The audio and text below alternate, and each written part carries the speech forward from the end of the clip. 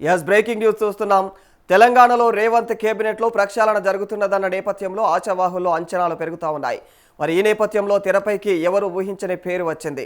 మంత్రివర్గ ప్రక్షాళన నేపథ్యంలో కేబినెట్లోకి తీసుకురావడానికి అధిష్టానం స్పీకర్ పేరును పరిశీలిస్తున్నట్టుగా వార్తలు వినిపిస్తూ ఉన్నాయి.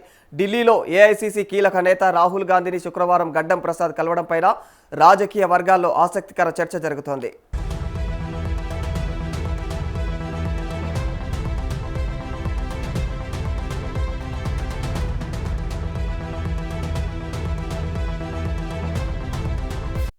మంత్రి పదవి కోసమే ఆయన ప్రయత్నిస్తున్నారని, అందుకే రాహుల్తో భేటీ అయ్యారనే ప్రచారం జరుగుతూ ఉంది.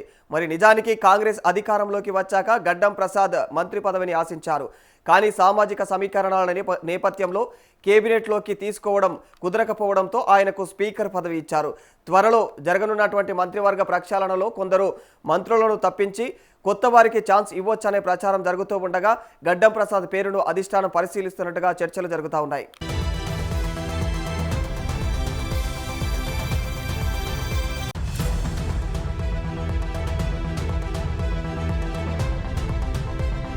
ఉమ్మడి రాష్ట్రంలో గడ్డం ప్రసాద్ మంత్రిగా పనిచేశారు. రాష్ట్రం విభజన తర్వాత ఆయన వరుసగా 2 సార్లు ఓడిపోయారు. 2023 అసెంబ్లీ ఎన్నికల్లో గెలిచిన తర్వాత రేవంత్ కేబినెట్లో మంత్రి పదవి వస్తుందని ఆశించారు. జిల్లాలు సామాజిక సమీకరణాల కారణంగా ఆయనకు కేబినెట్లో చోటు దక్కలేదు. కానీ ఆయన సామాజిక వర్గంలో ఆయన కంటే జూనియర్లకు మంత్రి పదవి వరించింది. దీంతో ఆయన సన్నిహితులు ఆవేదన చెందుతూ ఉన్నారు. మొదటి నుంచి కాంగ్రెస్లో ఉన్నటువంటి తమ నేతకు మంత్రి పదవి ఇవ్వకుండా పార్టీలు మారినటువంటి లీడర్లకు ప్రయారిటీ ఇచ్చారంటూ పెదవి విరుస్తున్నారు.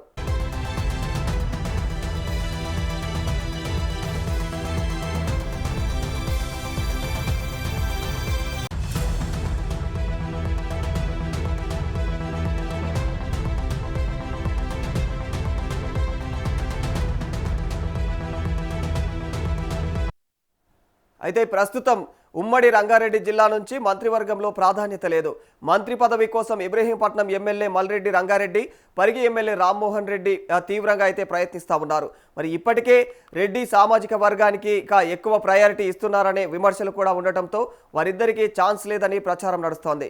అందుకని అదే జిల్లాకు చెందినటువంటి గడ్డం ప్రసాద్ను కేబినెట్లోకి తీసుకుంటే ఉమ్మడి రంగారెడ్డి జిల్లాలకు ప్రయారిటీ ఇవ్వడంతో పాటు సామాజిక సమీకరణాల సమస్యలకు కూడా చెక్ పెట్టవచ్చు అనే ఆలోచనలో హైకమాండ్ ఉన్నట్లు టాక్ వినిపిస్తోంది.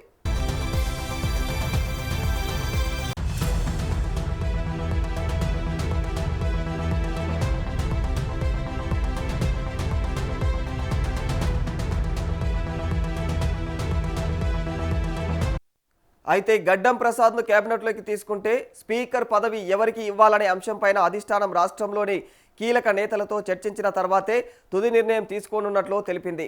ఇక ఢిల్లీలో రాహుల్ను కలవడం పైన జరుగుతున్నటువంటి చర్చకు సంబంధించి స్పీకర్ గడ్డం ప్రసాద్ సన్నిహితులు స్పందించారు. మర్యాదపూర్వకంగానే రాహుల్ను కలిశారని, రాజకీయాలు చర్చించలేదని, డీసీసీ అధ్యక్షుల శిక్షణ తరగతులు వికారాబాద్లో జరిగినప్పుడు రాహుల్ చీఫ్ గెస్ట్గా వచ్చారని తెలియజేశారు. ఆ సమయంలో ఢిల్లీకి వచ్చి కలవాలని రాహుల్ చెప్పారు. అందుకే ప్రసాద్ అన్న ఢిల్లీలో రాహుల్ను కలిశారు అని చెప్పేసి వాళ్ళు వివరించారు.